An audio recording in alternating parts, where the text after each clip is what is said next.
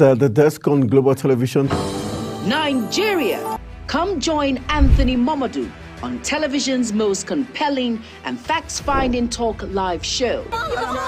We are the Palestinians, we are the Canaanites, because that this country gets it right. who are these bandits? It's the Dex on Global Television, where we analyze and dissect storming issues and commentaries in the world's biggest black nation, Nigeria. Who is being held accountable for this money? The eyes have it.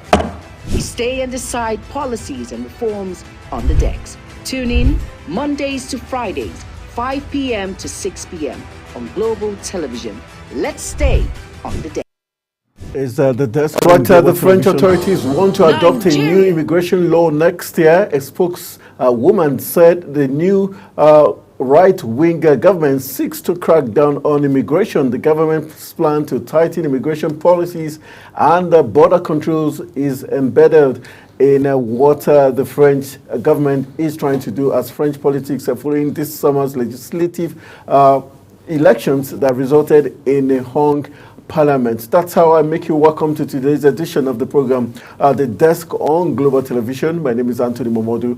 Welcoming to today's edition, the 14th day of October 2024. And as usual, we'll be looking at issues, current affairs issues from a very balanced perspective from the global scene who come to the subnational level and also national levels. And one man who has the burden of helping us look at issues from a very balanced perspective and give us insight is no other person but the publisher of one of Nigeria's fastest growing newspapers. And it's you can find it in 27 states of Nigeria's 36 states of the Federation. He is no other person but Ogbuefi Chibuzo Onya, the publisher of Indigo newspapers. It's a pleasure to have you in the studios. It's my pleasure.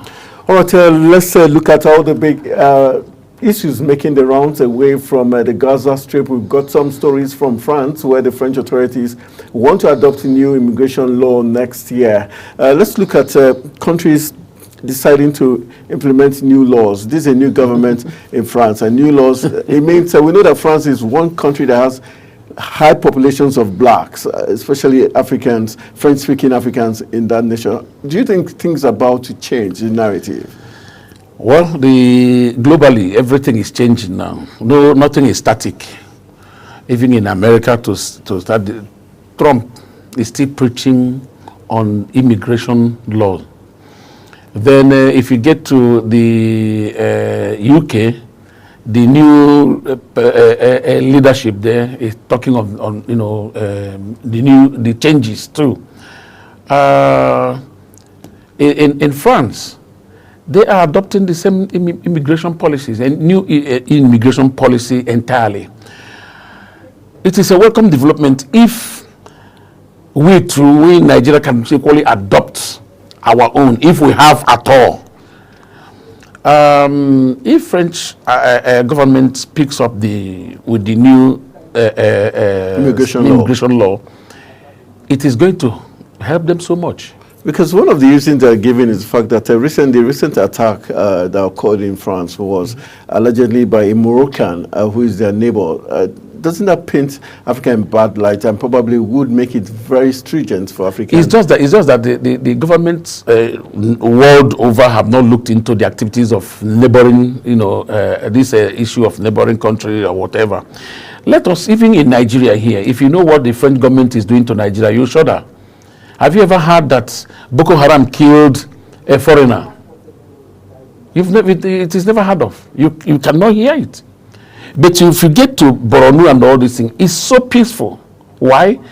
Those who are there mining our natural resources, they are foreigners. So if Nigeria should adopt an immigration policy that will make sure that China should not come to mine without this, and they show us the evidence that they are legitimate, they are supposed to be in Nigeria for such a process. Then France is now trying to realize that the things they are doing in other countries, in what they are doing in African countries, is now reaching them. Maybe African countries trying to take it back to them, and they are trying to change the narrative.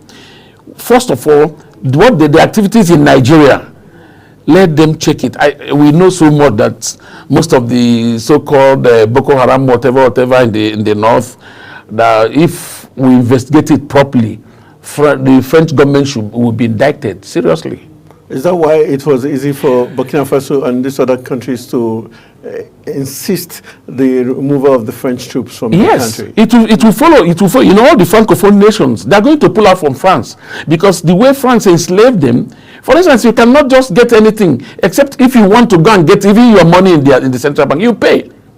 It's not done. That's slavery. That's modern slavery. It's not supposed to be so. All right, let's come back to Nigeria, where the ruling All Progressive Congress, APC, has advised former Chief Whip of the Senate, Ali Ndume, to reach President Bola Ahmed Tinubu privately with his advice instead of criticizing the government's policies or actions publicly. The National Publicity Director of the APC, Bala Ibrahim, who gave the advice on Sunday in an interview, said as much as everybody had the right to air their opinion in the democracy, bigwigs like Ndume should seek to weigh their words before going public. We know Ndume has always spoke true to power. Do you think Ndume did complain some months back that it was hard to reach Mr. President, and he has resorted to telling Mr. President what he wants to tell him via the public space? Is it completely out of place?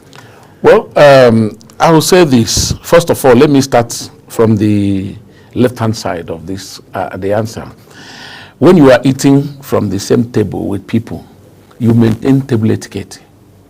And once you negate from it, once you pull out from the table etiquette, you pay the price. And it is God that is still making this guy to stay, because you cannot be part of APC all this while. You have been attacking other government. When Jonathan was there, if you play the recorded tapes of what Buhari did, what our present president Tinubu did, El-Rufai under Jonathan, you shudder. These are the people who protested, carried coffin, did everything, fed people, sponsored it to the brim. But today, a lot of people are now coming out. If you criticize the government, you are in trouble. Ndume have started now realizing that the best thing for them to do, APC, is for them to look inwards. If the people, the leadership of APC should tell him to go back to find a way and go back to the president and talk to him, when he has said it openly to the hearing of everybody, that he has been trying to reach the president, but they've never allowed him or giving him the opportunity of seeing the president. So the only way to reach the president, according to an Igbo parlance, if I advise an elder, if I'm finding it difficult to advise an Igwe or the traditional ruler, I'll carry basket and talk to him. So the only basket the Ndume is using now is the public. Just say it in public so that he will exonerate himself. If anything happens tomorrow, maybe APC goes into the kind of problem the PDP is passing through now, he would say, I reminded you of these things we are going through, where we are building then. Because it will be absolutely difficult if they continue with the kind of policy that they are following. It will be absolutely difficult for APC. Talking about that, Ndume did accuse the cabal, saying there are certain people around President Bola Tinubu that are influencing him and making him take these very harmful policies against the people of Nigeria. Do you agree with him that it's the people around Mr. President? We know Mr. President to be a man who is very strategic. He's been in the game for a long time. Is it possible the president's hands are tied, or he's been forced to go into these policies? There's no home that doesn't have a cabal. Call it it's just because we are calling it a cabal.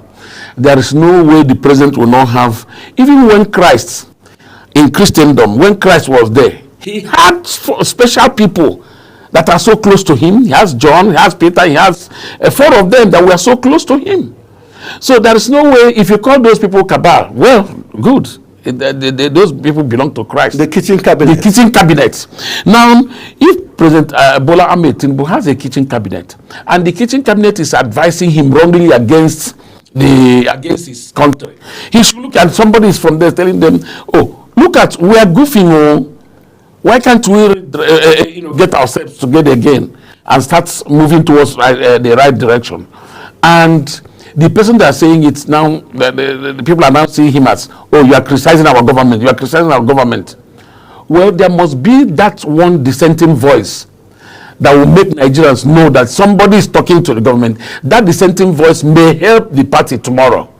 But if they're saying he should stop criticizing him publicly, well, if they convince him, but if the cabal refuse him seeing Mr. President, what else? He's left with no other option than to do it the way he's doing it. Talking about freedom of speech or freedom of the media, do you think the media is being gagged with, like you informed that every time there's a criticism against the government, the officials of this government seem to come out guns blazing. Just last week, former governor and Minister of Transportation, Rotimi Amechi, was severely warned for trying to ask Nigerians to speak up against the hardship. You see, people who do not understand what is going on in the country may not understand that they are sowing a very bad seed. Not that they are sowing, they've planted it, the thing has germinated. Not allowing people to open up, pull up from where they are caged, may result in a very deadly scenario tomorrow.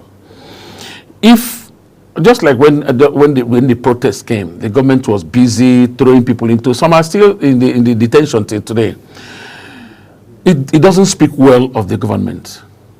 It does not.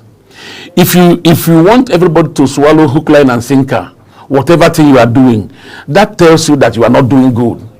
If everybody is clapping for, oh, you are doing very well, people will praise you into debt. But if people are criticizing you, sit down to look into what they're saying. If it is a thing that you could pick one or two things and make amends, that will help you. You'll help your administration. But if you start, anybody that speaks against your policy, instead of sitting down to weigh whether what this person is saying is in tandem with the growth of the nation. Because nation first before your own purse or before your own interest. But it is what you take when you are being sworn in. It is the thing you say. You put the nation first, not yourself, not your family. But today nobody puts his nation first. Everybody is interested in what comes to my pocket, what comes to me. That's why people are now formed a clique around the president. If you say anything against that clique and their policies, you'll be warned. But coming directly with the situation, my advice to the presidency and the people of APC is to think twice.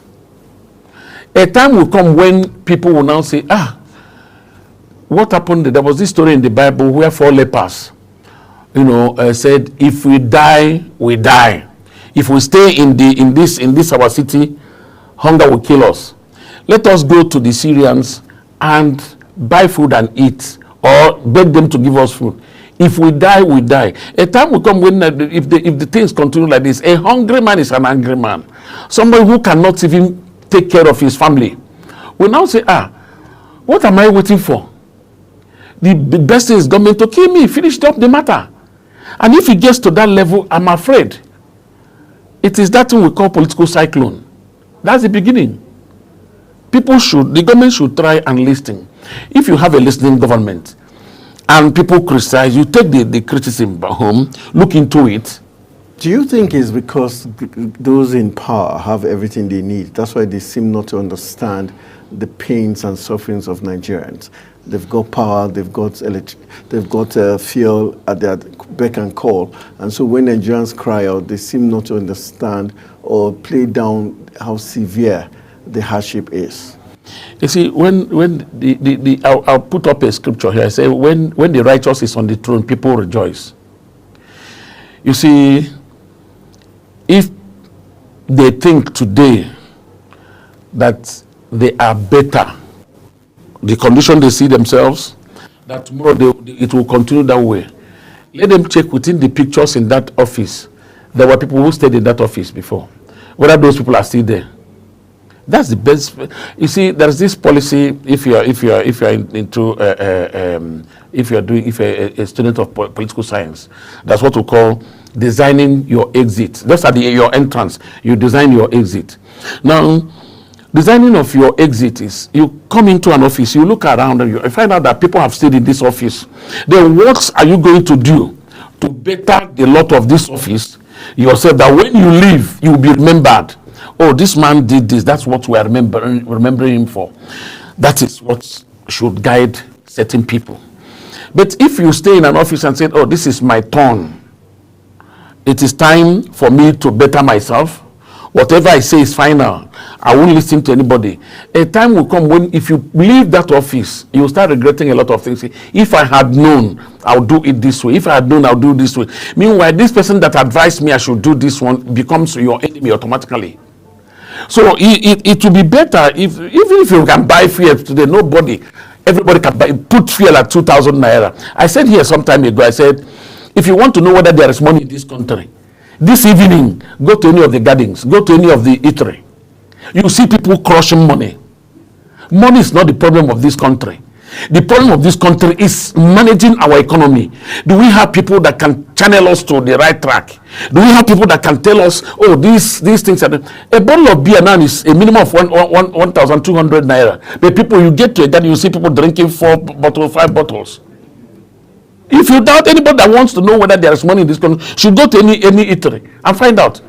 If you go to any... I went the other day to buy one of the soft drink products. They said, no, something I normally buy 200 naira outside. I went at one of the eateries to buy it. They said it's 1,800 naira. I said, how can son of man buy plastic this thing, 1,800 naira? I looked around, I said, oh, this is an... I went to the next shop, bought it to 200 naira. All right, so it depends on what they want. If they think that this is our turn, like the president when he was campaigning, I'm sorry telling Nigerians this, but that's the truth. The president did not tell us that he was coming to better our lot. Go and check, go back to his campaign, all through his campaign. He made 2 promises, Emilokon, and I will continue from where Buhari stopped. And if a Emilokon is taking place, that this is his turn, and he's dealing with it, showing us that this is his turn, why should we complain? Another one is that he said he was going to start from where Buhari stopped. Where did Buhari take us to? And he has started from there. So why should we complain? The only thing is that we should be waiting by the 2027. Let us think. Let us look into what is coming to tell us that he is going to do again. All right, let's move on to the next talking point. Still talking political matters, let's go to the opposition party, the People's Democratic Party. Let's tell you that Nigerian governors elected under the platform of the People's Democratic Party, PDP, expected they are currently meeting today following the leadership crisis rocking the main opposition party. The crisis escalated Friday following the suspension and counter-suspension of party leaders. The National Working Committee of the party, led by acting national chairman Umar Damagun, had suspended the National Publicity Secretary Debo and National Legal Advisor Kamadin Ajibade SAN. A few hours after the announcement, the Ajibade faction suspended Damagun and the National Secretary Samuel Anyanwu, deepening the crisis that has been rocking the party since after the 2023 general election. Subsequently, a factional PDP National Chairman Alhaji Yayari Mohammed emerged despite court order restraining the party from removing Damagun and Mohammed, who belongs to the camp of the former Vice President Atiku Abubakar, resumed office on Sunday, while Damagu, a loyalist to the Minister of the Federal Capital Territory, Nyesom Wike, has the backing of at least 4 governors. Mohammed has the support of 6 governors. According to the report, 2 of the 13 governors are neutral. They are neither supporting Atiku nor Wike's camp. The PDP governors are to conveying currently as we speak. This is, it looks very interesting. You've got Yayari Mohammed having 6 governors on his side, and we're having Damagu having 4 governors on his side. But we're looking at 4 quality governors and 6 quality governors, or how would you judge this, and what are expectations? If you have in PDPs, the name even PDPs is, I think, if you go to another dictionary to see, maybe the confusion should be the name of that party now. everybody there is confused. Everybody there is confused. I can remember going this morning, I was just going through making some research because of my Thursday edition of the paper. I saw where Wike was saying the last thing he will ever do. He said any day he took an oath, any day he leaves PDP to go to any party, that it will never be well with him. He can never support APC. He can never be part of APC. To the extent, he said, how can he pull out from where ordinary malaria is, to a place that is full of cancer, that is cancerous?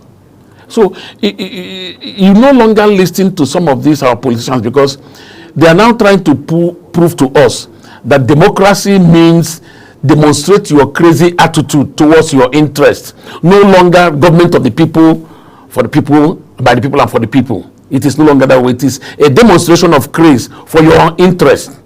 So that's what they are telling us. Now, coming to what PDP is going through, Damagum knows very well, absolutely well, the process that brought him. And if you know the process that brought you, why are you still, well, each time you want to ask me something on judicial, I'll say I don't want to go there because it thinks like, to me, it's like Wuse Market. Yes, judicial is like Wuse Market. If you have your this, you buy.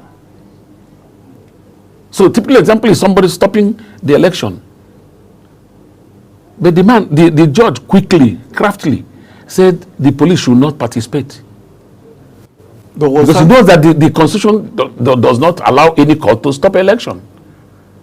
So that won't go. So if in PDP today they want to get it right, they should look inwards. This is the political party that Nigerians were hoping on to save us from the claws of APC. Because they were unable to understand themselves, they were unable to follow up, they were unable to look inwards and resolve most of their problems. Today, those problems are about consuming them. Finally, unless they sit down and said, okay, let us know the problems of Wike. He will tell us his problem, because some of them were accusing him of a lot of things, which he himself has suffered equally for the party, and the party should listen to him. I think that's the best way out. But looking at it, do you see the judiciary being the solution to the party? I don't think judiciary can settle husband and wife in Nigerian judiciary can settle even husband and wife. Yes. Are we seeing? Some say this might be the final end of the party called the People's Democratic Party. It is not true. Why? Every fire becomes gold becomes gold when it passes through fire. A man becomes a man when he passes through misery. PDP is passing through their own misery, their own misery, and will come out stronger. Is this misery not lasting for too long, and it seems to always is consuming them even deeper? If you say, Tony, my brother, if you look at this, you say somebody is passing through a process. It's a process. You are passing through it. Somebody is not living in it. You are passing through. It's a process. When you get to the tunnel, when you get to the end of the tunnel, you now say, thank God I passed through this. It is just like life. PDP is passing through that situation now because they allow it to linger so much. If they had done this in the time they were supposed to have done it, Damagum couldn't have remained in the office. Yes. What is he doing there? Senator Sam was not supposed to be there. What are they still doing there? You put your house in order. Now that they are coming in to do it, and 6 governors, if 6 governors and the other 2 said they are not participating, the other 4 said they are joining, when they sit down, let us know your problems. You tell us your problems. These other people will now say their own. They sit down and filter the thing and pick the ones that will help the party grow. But you cannot be in the party and be supporting another party. So it's not done. Do you think some have said the FCT minister, Nyesom Wike, has constantly been? I don't think Wike is the problem of PDP. Let them leave that man alone. The man is doing a lot for us in this FCT. in his home in River State, they don't want him to rest. Let them leave him to do what he's doing for Nigerians. Before now, nobody has ever known that within the space of 1 year, his achievement is unprecedented. Even the present president of the Federal Republic of Nigeria, no minister could come out and tell us what and show us. It was what Wike did that the nation is proud of for 1 year, for Tinubu's 1 year in office. Now, if Wike could concentrate on the job he's doing, do you see him leaving the PDP if things don't go his way? He's a man. I am a man. I am Chibuzo. He is Wike. He knows what is good for him. He knows what is good for him. But I always tell anybody that is close to me, it is better somebody leaves the scene when the ovation is high. In Igbo parlance, that's Igbo parlance. That's the big masquerade. Cannot be disgraced. Okay. They cannot be disgraced in the crowd, in public. It's not possible. All right, let's see how that's going to pan out as the meeting continues in the PDP headquarters. We'll be giving you update as regards what pans out at the end of the day. Still talking stories concerning the People's Democratic Party. SY Governor of Ekiti State, Ayodele Fayose, has told former Vice President Alhaji Atiku Abubakar to stop contesting elections in the country. Atiku unsuccessfully ran for president in Nigeria in 1993, 2007, 2011, 2015, 2019, and 2023, with 3 losses occurring at the primaries. His body language and the people around him show that he may be in the queue again for the 2027 presidential elections. The 77-year-old, in an interview with the Voice of America recently in Hausa, earlier said that God willing, when asked whether he would try again, he says, with God willing. Let's look at the number of times he has tried. 93, we've got 93, we've got 2007, we've got 2011, we've got 2015, 2019, and 2023. Do you remember American? Yes. Abraham Lincoln? Is there something similar between Abraham Lincoln of America? I just cited that. But the matter is this. Yeah. If you ask my candid opinion, if Atiku should ask of my candid opinion, I will advise him, why can't you take the role of a father of that party than coming out to contest again? And it is appearing to Nigerians that this issue of North and South matter is getting settled in our domain. Buhari just left. He's from the north. Tinubu is from the south. It's unless they will no longer have anything like north and south again, that anybody can start contesting, anybody can come out from anywhere. And another one that is the problem of PDP now is that they left the PDP constitution that allows rotation. And that is why Wike is doing whatever thing he's doing. If Atiku should have looked into the rotation policy of PDP, he shouldn't have come in that 2023. He should have allowed somebody from the southeast to take over. But that was not even the thing alone. As at that time, Wike was getting ready equally to contest. Yes, because he contested the nomination. The primaries. The primaries. I could remember when he visited Anambra, he told Anambrarians that your son, Obi, cannot win. Yes. That was what he told them. Another one is this. Obi pulled out, Obi saw the handwriting on the wall and pulled out. Since he pulled out, PDP has never remained the same. And I don't think, this one they're mentioning of merger, I don't think Obi should be thinking towards going back to PDP or merging with PDP. It's not possible. I don't see it happening. All right, let's go for a very quick break. When we return from the break, we'll continue our discussions on the People's Democratic Party and other very interesting talking points as regards we'll be taking you to Edo State, where Obaseki is having the transition panels to discuss handover with the governor-elect in the person of Senator Monday Okpeholo's team. So we're looking at ahead of November 12, 2024 handover. The state governor, Godwin Obaseki, has called on the state governor-elect. And so we're looking at what this means for the people of Edo State. Stay with us.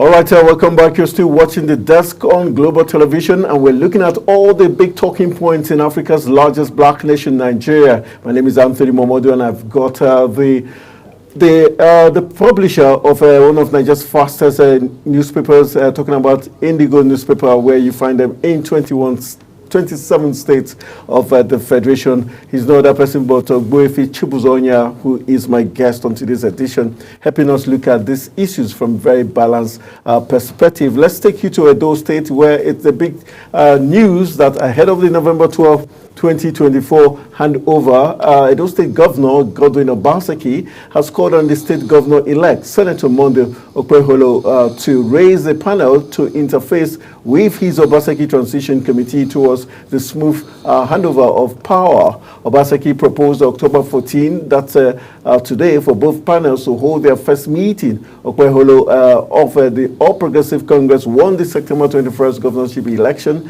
in the state to emerge as the governor-elect. The result of the poll is, however, being challenged by the candidate of the ruling People's Democratic Party in the person of Asue Igodalo. However, in a letter dated October 10, 2024, the Secretary to the Government of the Federation, Joseph Igboegbe, called on Okpeholo to raise a counterpart transition committee to ensure a smooth power handover November 12. Obaseki had in July inaugurated a 20-man transition committee chaired by Mr. Joseph Igboegbe to pilot the smooth transition of power and knowledge to the next administration. Let's look at this very interesting scenario played out. The fact that Obaseki is asking the governor-elect to set up his own transition team so that they could have the first meeting, and should he be...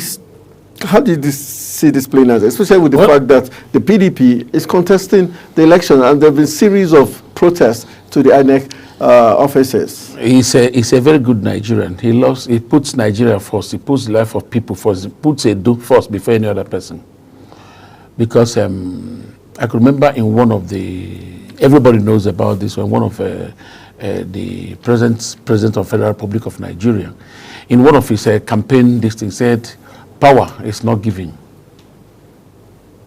Everybody knows the balance. Snatch it. Wrong. That was exactly what happened in Edo. To the extent INEC suspended what is in IREV and what was announced were not the same.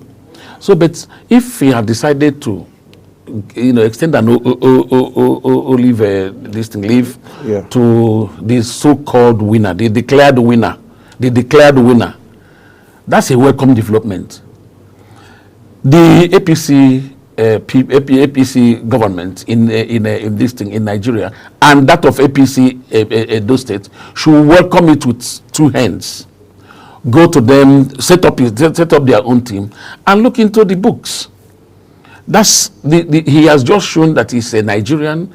He has just shown that he loves equity. He loves justice. I'll hand over to you. I'll give everything over to you.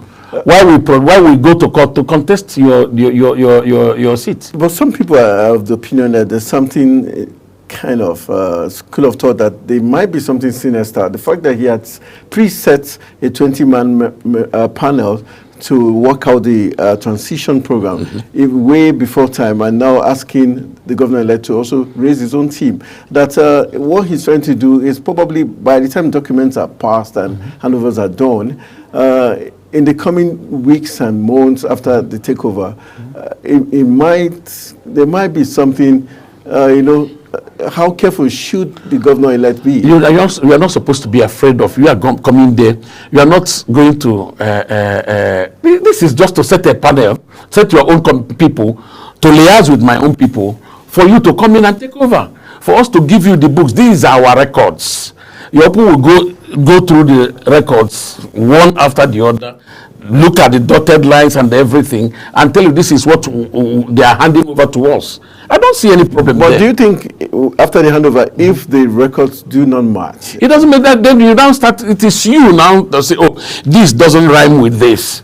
This does not agree with this." It is then you take action. If you want to probe, if you want to do anything, you do it. If you start being afraid, why should they ask me to raise a team to join? Which means something is wrong. Something is fishy. is this also an admission by the People's Democratic Party that they were defeated? That they were truly defeated. The law should first come. The law, look, this is the Constitution. Somebody must be. You cannot extend just an hour. An hour. If you have completed your 8 years, not even 1 hour, again, nobody can give it to you. If you extend, you are now going against the Constitution. The Constitution says once it's 8 years, the next moment you are not supposed to be there.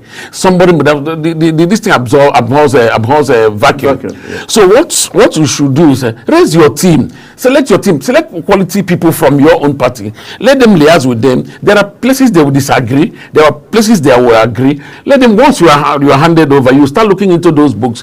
The ones you can now beckon on them to come and explain.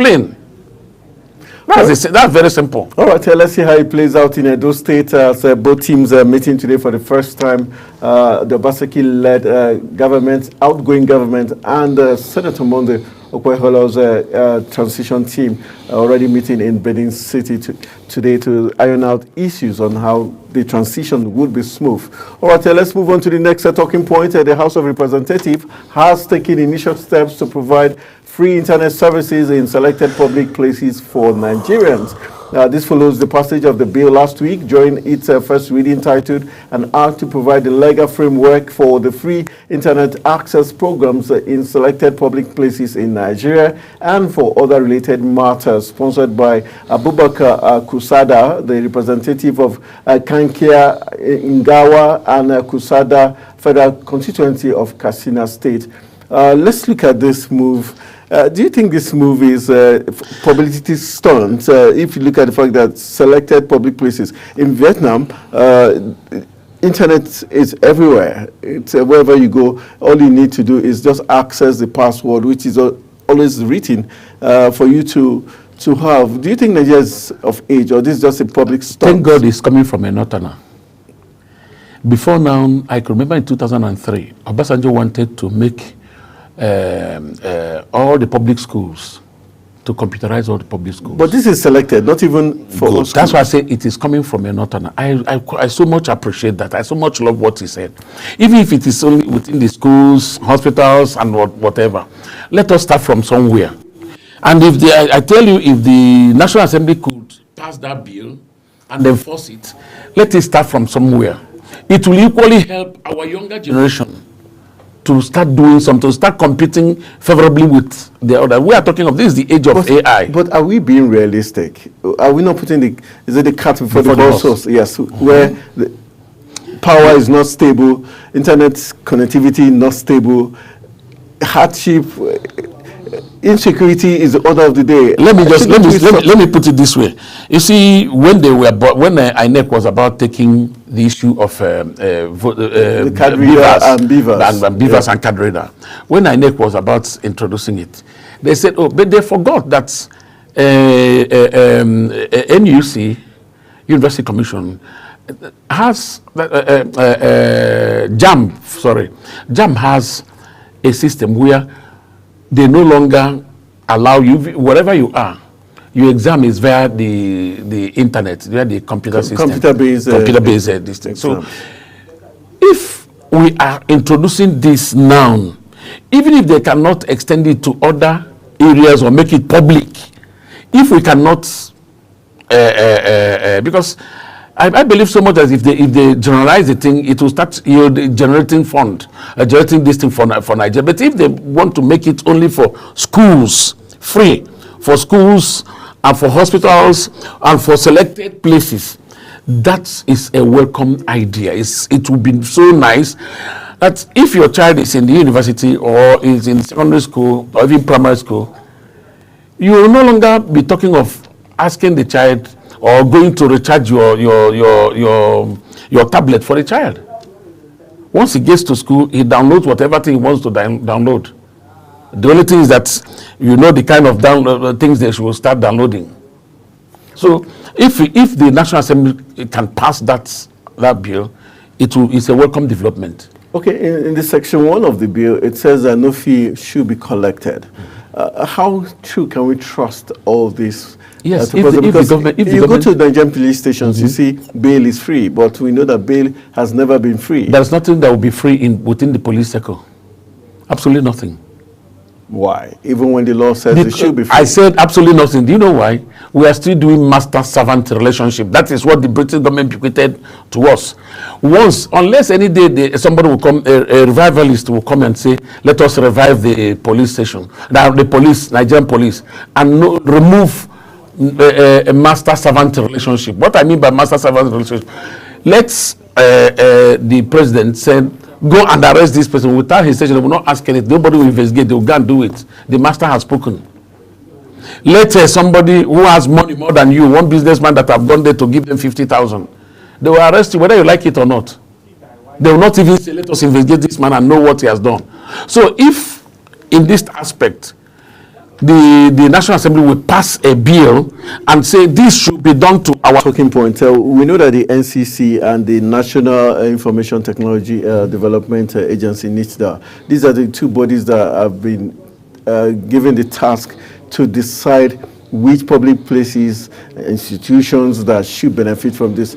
Do you see ethnicity playing out? That's what I wanted to say now. Don't you think there should be a civil society organization, an independent body that should be part of that committee to ensure that there's transparency? If they are going to face Nigerians, if they want, let them make it to one, even if it is only to my village, people will criticize it.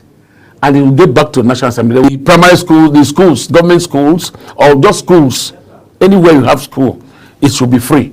Anywhere you have school, it should be free. There is no way, nothing like ethnicity, nothing like political affiliation, nothing like that. Let it be that when they were looking into the books of that this thing, that it should be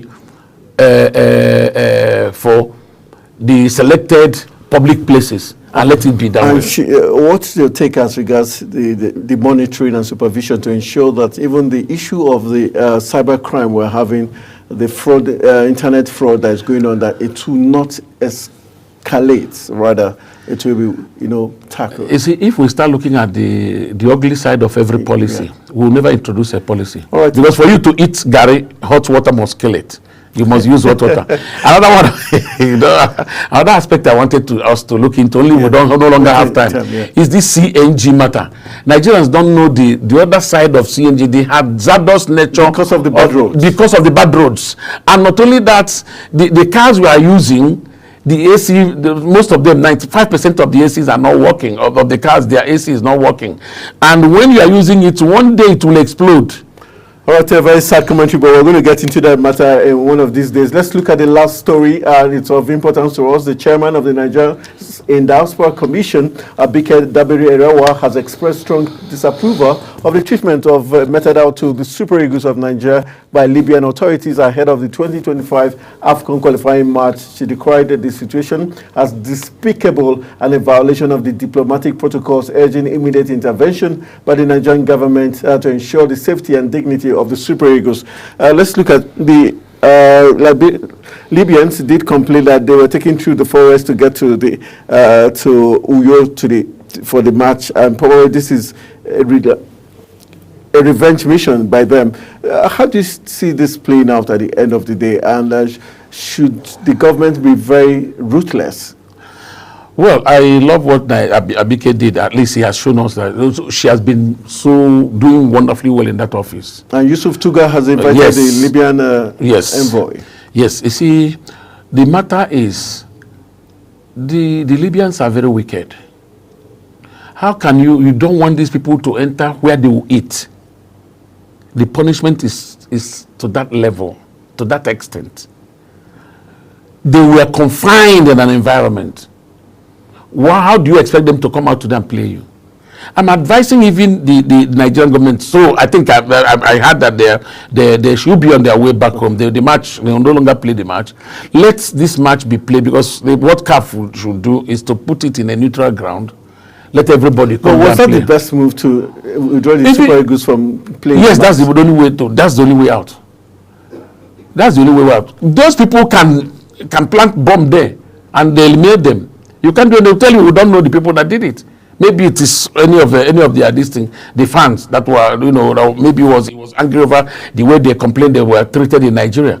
When could go there and what's the expectations from CAF? Because CAF should punish. CAF should look into the circumstance that led to that thing and punish whoever is culpable. The Libyans should be punished by CAF. If possible, they should sanction them at least for 2 years. All right, between Nigeria and Libya, how do you see this playing out in terms of the diplomatic relationship? You see, sports is a thing that unifies everybody. And now everybody was feeling that this thing will make Nigeria-Libya relationship thicker. But look at the way they are taking it. All right, it's on that very sad commentary. We wish our darling Super Eagles the best, as we hope that they will be arriving Nigeria safe and sound. And that's how we're going to call it a wrap on today's edition of the program, The Desk. I want to say big thank you to the man who did us the honors of doing the analysis of all the big talking points. He's another person, but the publisher and founder of Indigo newspapers right here in Nigeria and found in 27 states of the Federation. He's Ogbuefi Chibuzo Onya, joining me in the live studios. My name is Anthony Momodu saying thank you for being part of the show. Good evening.